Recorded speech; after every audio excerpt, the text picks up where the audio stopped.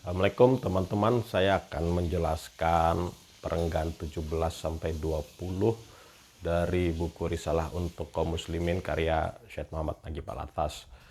Ini adalah perenggan-perenggan tentang makna ilmu dalam Islam dan juga perbandingannya dengan makna ilmu di dalam peradaban Barat. Jadi kalau kita menyebut kata ilmu, yang kerap muncul di dalam persepsi kita itu adalah science. Kita kerap kali menggunakannya secara bergantian, seakan-akan tidak ada perbedaan makna sama sekali di antara dua istilah ini. Nah, Syekh Nagib Al-Atas sejak perenggan-perenggan awal buku Risalah untuk Kaum Muslimin itu secara konsisten menggunakan istilah ilmu pengetahuan sains. Ini bukan suatu pemborosan kata ya, tapi adalah posisi beliau dan juga cara Islam memandang ilmu pengetahuan yang berkembang hari ini. Nah, kalau kita melihat takrif Syekh Nagib tentang ilmu, ya beliau menjelaskan bahwa ilmu secara rosem, secara deskriptif adalah tibanya makna pada jiwa. Tibanya makna pada jiwa. Nah, ada kata kunci yang penting di sini yakni makna dan jiwa. Beliau lantas di dalam bukunya yang lain, Prolegomena to the Metaphysics of Islam, menjelaskan bahwa makna adalah pengenalan tentang tempat sesuatu dalam hubungannya dengan sesuatu yang lain di dalam sebuah sistem yang utuh, yang penuh, yakni sistem kewujudan Islam atau pandangan Islam terhadap wujud.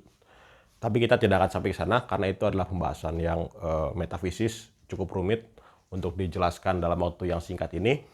Saya akan kembali berfokus ke takrif ilmu ini, deskripsi ilmu ini. Kata Syekh Nagib, ilmu adalah tibanya makna sesuatu pada jiwa manusia. Dan di perenggan-perenggan Risalah untuk Kaum Muslimin tersebut, beliau banyak memberikan deskripsi lanjutan tentang ilmu tersebut yang kaitannya dengan jiwa. Ilmu itu adalah sesuatu yang menenteramkan jiwa, ilmu adalah sesuatu yang tersimpan dalam jiwa manusia. Ilmu itu menghapuskan keraguan pada jiwa manusia sehingga jiwa manusia itu tetap pada keyakinan, kebenaran, dan lain sebagainya. Nah, tapi intinya ketika berkata tentang ilmu, beliau menekankan subjek yang menerima ilmu, subjek di mana ilmu itu bertempat, yakni manusia. Jadi ilmu itu bukan ada di buku, ya, bukan ada di internet, ya, bukan ada di manapun itu. Semua yang tertuang di dalam buku, internet, dan apapun sumber informasinya, yaitu adalah informasi, bukan buku. Bukan ilmu, maaf. Jadi ilmu itu adalah sesuatu yang berada dalam dada manusia dan dia bisa dituangkan tentu saja dalam bentuk tulisan sebagai hakikat manusia, makhluk yang berpikir, makhluk yang bertutur, berkata-kata, berbahasa. Jadi kita bisa mengetahui ilmu manusia di dalam karya-karya mereka, baik secara tutur seperti ini maupun secara tulis melalui buku, internet, artikel jurnal, dan lain sebagainya.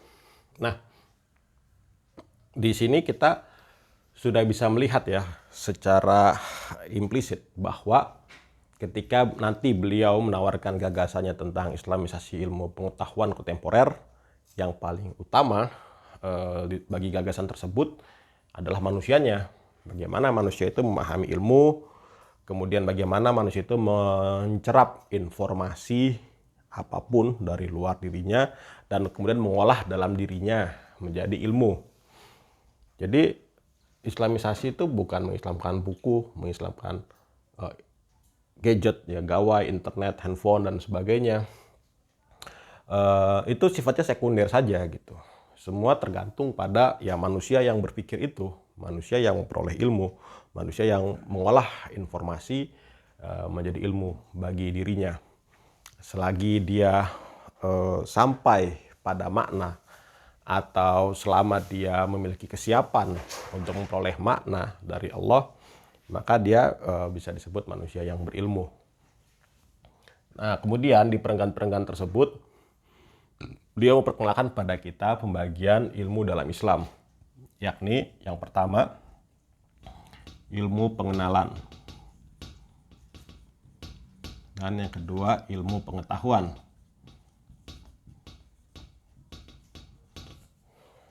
Ini pembagian yang khas Islam.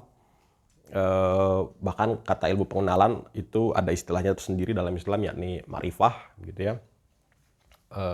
Dan ini juga menunjukkan satu ciri khas dari epistemologi Islam. Tapi sebelum ke sana, saya perlu menyinggung terlebih dahulu cara Syed Naqib memisahkan, membedakan antara istilah-istilah yang berkaitan dengan ilmu di dalam Islam maupun di dalam Barat, dalam peradaban Barat, karena dia akan sangat berhubungan dengan pembagian dua istilah ini. Saya akan hapus dulu yang ini ya, buku internet dan manapun ya tadi tentang sumber informasi ilmu.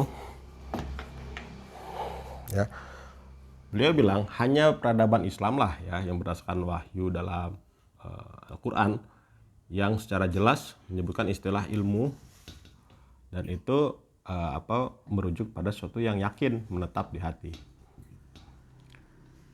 Di bawahnya ada sesuatu yang terpisah secara tegas dengan ilmu, yakni pertama dzon, ya, atau dugaan. Yang kedua syak atau keraguan. Nah, di bawahnya lagi ada miro, syak wasangka. Syak wasangka. Ini bahasa Indonesianya lah ya, bahasa kita sehari-harinya ya. Kedua yang paling bawah itu hawa. Nah, ini dorongan dorongan naluriah saja.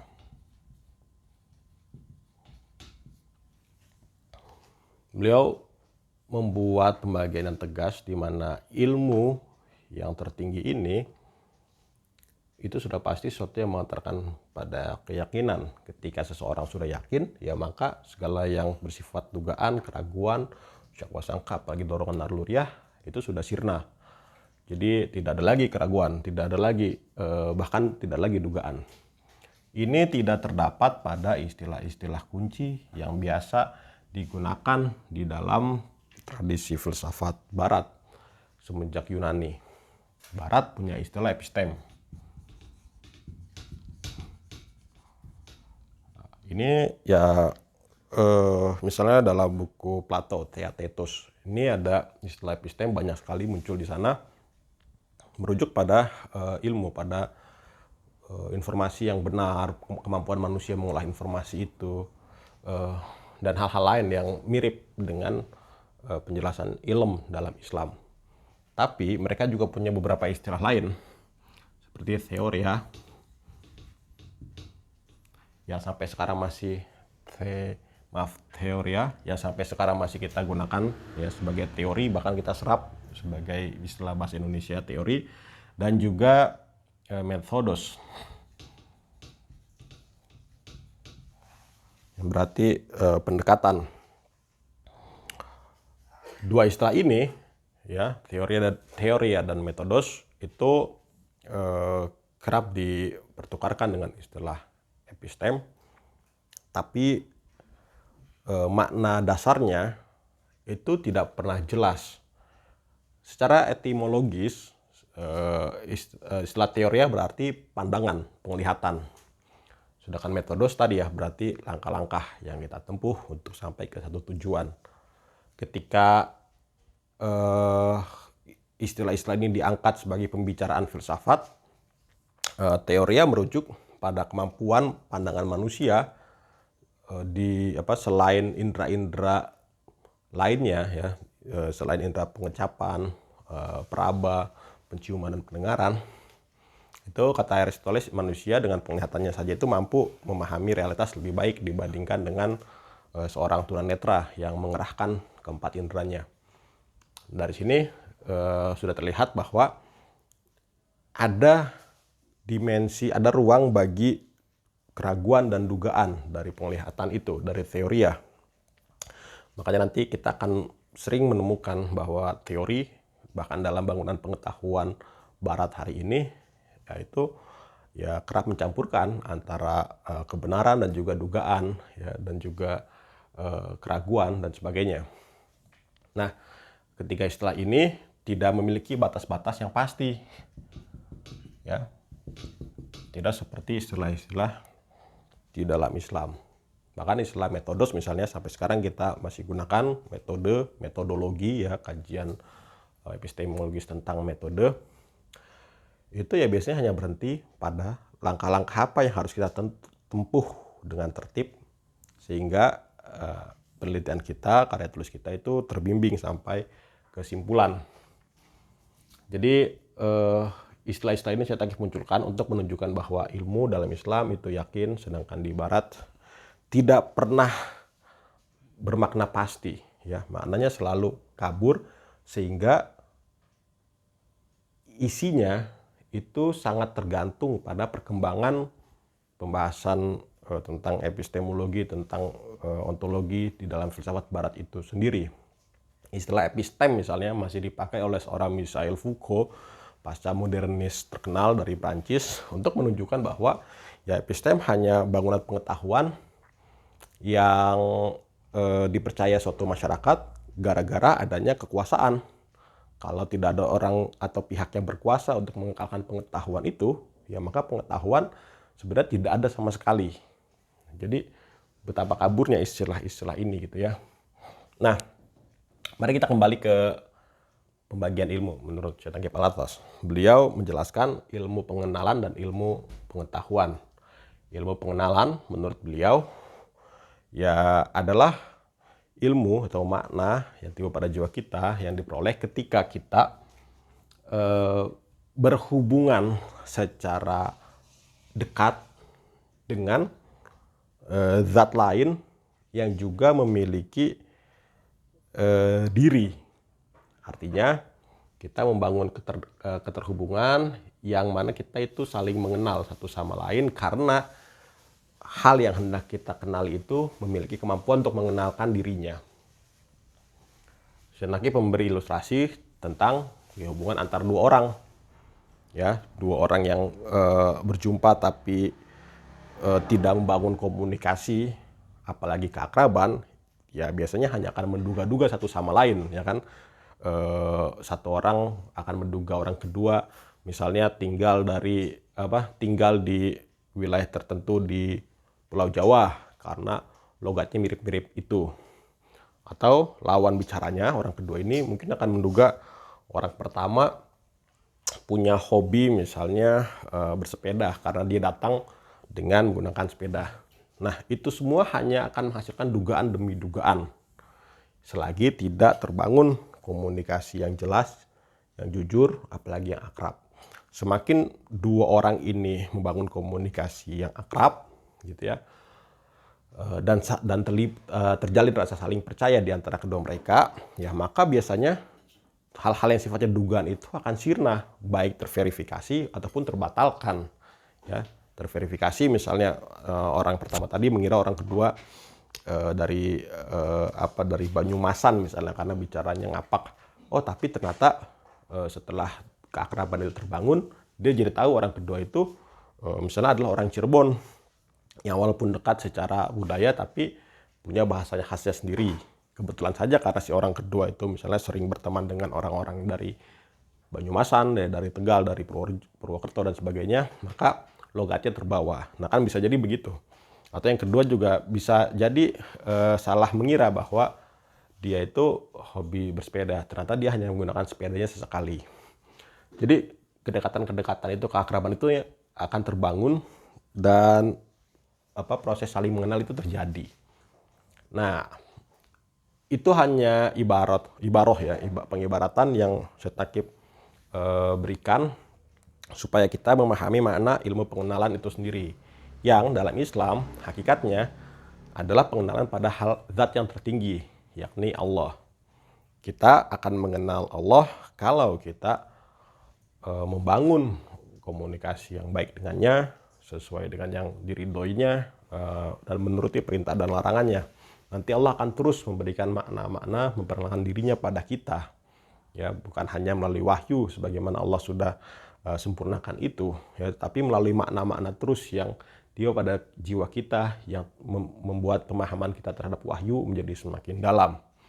Dari sana kita juga akan menjadi mengenal diri kita, ya, mengenal diri kita, hakikat manusia kita sebagai hamba, dan juga hakikat alam semesta ini. Di wahyu kita mengetahui mana manusia itu adalah hamba, adalah insan. Tapi insan juga punya dimensi basyariah, dimensi jasadiah. Di wahyu juga kita dikabarkan alam semesta ini ya adalah alam musyahadah, alam yang tampak, tapi ada juga alam ghaib. Nah, hal-hal maknawi yang hakiki yang tetap seperti itu ya hanya bisa diperoleh melalui ilmu pengenalan. Jadi ilmu pengenalan ini atau ma'rifah berkaitan dengan hakikat segala sesuatu. Dan kita hanya bisa memperolehnya kalau tadi membangun kedekatan dan memperoleh pengenalan itu. Kalau kita menjauh dari Allah, kita bahkan ya mengkufuri agama Allah, nikmat Allah dan sebagainya, kita tidak akan sampai pada hakikat ini. Sekalipun kita mungkin sudah mempelajari buku-buku yang menjelaskan hakikat manusia dalam Quran misalnya, atau seorang orientalis yang paham Al-Quran, bisa baca bahasa Arab Al-Quran, paham maknanya, paham sejarahnya dan sebagainya. Tapi karena dia tidak sedang hendak membangun kedekatan dengan Allah, ya maka hidayah terputus dari dia dan dia hanya akan memandang Al-Quran sebagai himpunan informasi saja. Nah, ilmu pengenalan mengantarkan kita pada hakikat. Sementara ilmu pengetahuan ya berlangsung di antara satu subjek dengan zat lain yang itu menjadi objeknya, dan dia tidak punya kemampuan memperkenalkan dirinya, memperkenalkan maknanya kepada si pengamat ya, yakni manusia. Makanya ilmu pengetahuan itu berbicara tentang ya tumbuhan, ya binatang-binatang lain, entitas-entitas fisik ya, dan sebagainya. Kita misalnya tidak pernah tahu bagaimana seekor sapi memaknai dirinya, ya, seekor sapi, seekor kambing, seekor rusa dan sebagainya. Ya, nama-nama binatang itu pun ya diberikan oleh kita, ya, dibentuk oleh kultur, oleh budaya. Kemudian dirapikan ya secara lebih rigid oleh para biolog ya dalam taksonomi yang kompleks itu. Tapi kita kan tidak pernah tahu bagaimana sapi itu memaknai dirinya, ya kan? Kita hanya tahu bahwa ia namanya sapi karena kita orang Indonesia. Kalau orang berbahasa Inggris akan menyebutnya cow dan sebagainya. Nah, itulah ilmu pengetahuan, artinya ilmu yang kita kembangkan secara eksperimental melalui jalan-jalan empiris, melalui bangunan-bangunan rasional untuk mengetahui sesuatu, terutama kegunaannya bagi manusia. Nah,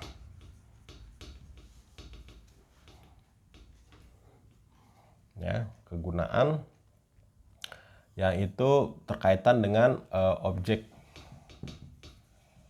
Kegunaan objek. Maka di sini kita bisa memahami bahwa ilmu pengetahuan sebanyak apapun kita pelajari ya, sampai jenjang pendidikan yang tinggi, sampai riset-riset terbaru itu diterbitkan dalam jurnal-jurnal ilmiah, penemuan-penemuan mutakhir dilakukan di laboratorium, itu tidak akan mengantarkan kita pada pengenalan mengenai hakikat itu semua, hakikat alam, hakikat manusia, hakikat Tuhan. Hanya ilmu pengenalan yang mampu memperkenalkan pada kita. Nah, dalam Islam, ilmu pengenalan dan pengetahuan ini adalah kesatuan. Nah, sebelum saya bicara tentang kesatuan, karena itu akan saya jadikan penutup, kita akan memeriksa dulu bagaimana Syed Nakib ini menggunakan istilah ilmu pengetahuan sains. Ilmu pengetahuan sains bukan hanya berbicara mengenai ilmu tentang entitas-entitas objek di luar diri kita yang kita pelajari untuk kita ambil kegunaannya, tetapi dia sudah mengandung landasan filosofis tertentu, ya, positivisme, naturalisme, saintisme, dan sejenisnya, ya, mengekalkan realitas itu hanya pada hal-hal empiris saja. Di luar itu adalah tidak ada. Di luar itu adalah takhayul, mitos dan sebagainya. Maka ilmu pengetahuan sains ya oleh Syed Nakib dipandang sebagai kekeliruan peradaban barat menjadikan sains yang awalnya berorientasi pada kegunaan menjadi alat penilai.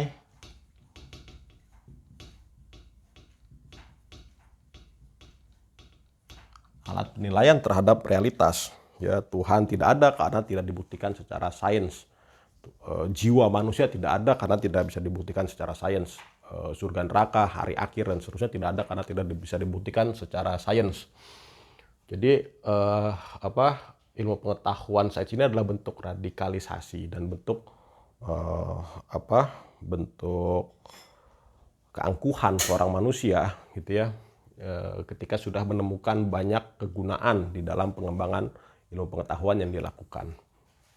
Nah, dalam Islam, ya, ilmu pengetahuan dan ilmu pengenalan itu menyatu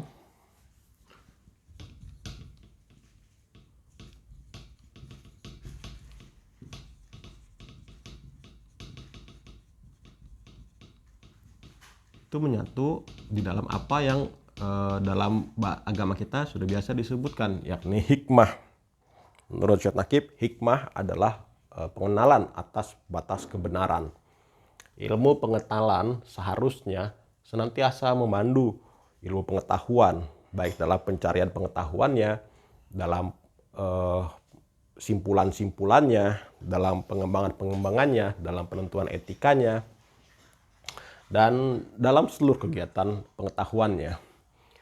Ketika ilmu pengenalan sudah senantiasa memandu ilmu pengetahuan, kita sebagai seorang muslim akan memperoleh hikmah, ya. Ketika kita misalnya terus-menerus mendekatkan diri pada Allah, tapi di sisi lain kita juga seorang saintis alam yang berkutat pada teori, pemodelan, formulasi, eksperimentasi dan sebagainya. Lantas kita dengan landasan filsafat ilmu yang benar mempelajari keterhubungan dua itu, maka yang semoga kita peroleh adalah hikmah, pengenalan atas batas kebenaran. Nah, hikmah inilah yang menurut hadis Nabi itu milik umat Islam, dan kita diperintahkan untuk mengambilnya dari mana saja kita menemukannya. Maksudnya bukan berarti kita mengambil seluruh ilmu pengetahuan atau bahkan sains yang masih bersifat informasi itu dari manapun kita peroleh, ya, bahkan misalnya dari peradaban barat yang sudah tersekularkan. Tapi maksudnya kalau kita mengikuti penjelasan di sini, ya tentu saja kita perlu menimbang seluruh khobar, seluruh temuan, seluruh teori, seluruh metodologi yang kita pelajari dari manapun itu dengan ilmu pengenalan, dengan landasan ilmu dalam Islam yang itu membuat kita mampu mengenali hikmahnya. Nah, inilah penjelasan singkat tentang makna ilmu dalam Islam. Ketika hikmah itu bisa kita peroleh, ya, ketika hikmah itu sudah kita peroleh dalam jiwa kita, ya, kalau kita kembali kepada tarif ilmu, ketika hikmah itu sudah kita peroleh, dalam jiwa kita akan serta-merta terjadi apa yang disebut dewesternisasi, sekaligus islamisasi. Ilmu pengetahuan kontemporer.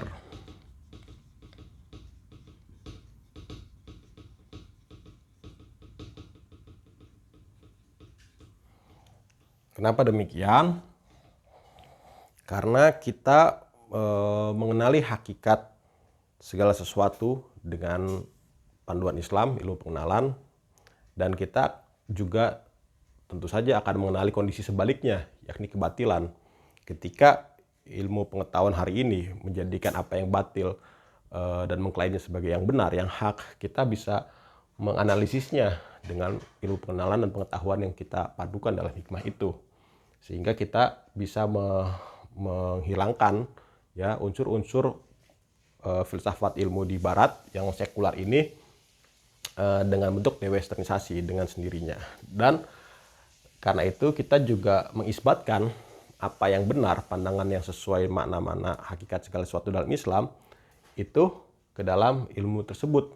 Kita menafsirkannya sesuai dengan pandangan hidup Islam. Maka di sini terwujud Islamisasi ilmu pengetahuan kontemporer. Ini adalah suatu bentuk penafian dan pengisbatan ya sebagai konsekuensi syahadat kita di tingkat yang canggih, yang epistemologis. Nah, jadi begitulah secara singkat ya penjelasan sederhana tentang makna ilmu dalam Islam mengikuti uraian Syed Naqib di Risalah untuk kaum muslimin perengan 17 sampai 20 kalau tidak salah. Tentu tidak sesederhana ini kalau kita mau pelajari lebih jauh gitu ya. Nah, makanya kita perlu terus belajar, terus berdiskusi, menulis, merenungkan, memverifikasi pemahaman kita dan sebagainya ya, supaya kita benar-benar utuh di dalam memahami makna ilmu dan tradisi epistemologi Islam itu sendiri ya. Seperti saya tunjukkan di ujung, Islamisasi ilmu pengetahuan kontemporer adalah hasil dari seluruh olah ilmu, olah jiwa ya, olah pikiran ya yang melibatkan proses-proses ini. Jadi saya juga ingin menekankan pada kita semua supaya kita ya nggak sembarangan juga bicara Islamisasi ilmu pengetahuan kontemporer atau Islamisasi ilmu atau Islamisasi pengetahuan dan sebagainya. Nah, pertama, itu adalah proses yang tidak sederhana. Dan yang kedua, Syed Naqib adalah orang yang konsisten menggunakan istilah Islamisasi ilmu pengetahuan kontemporer. Oke, itu saja dari saya. Kalau ada yang keliru, saya mohon maaf. Jumpa lagi di video selanjutnya kalau nanti bisa syuting lagi. Kalau nanti ada tema lagi yang bisa dijelaskan secara singkat. Assalamualaikum warahmatullahi wabarakatuh.